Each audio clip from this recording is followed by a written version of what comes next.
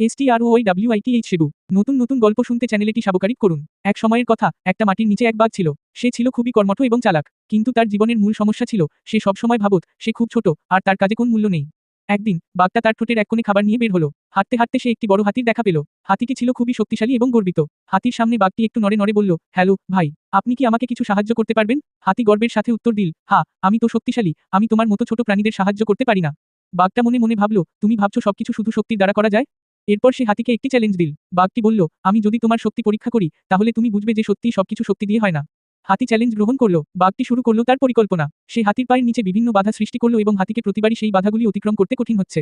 অবশেষে হাতি বুঝতে পারল যে তার শক্তি কিছুই কাজে আসছে না যদি সে ছোট্ট বাঘের মতো পরিকল্পনা ও বিচক্ষণতা ব্যবহার না করে। হাতিটি একটানা ক্লান্ত হয়ে পড়ল এবং বাঘটি হাসতে হাসতে বলল, দেখিস, শক্তি সবকিছু নয়, বরং বুদ্ধিমত্তাও বেশ গুরুত্বপূর্ণ।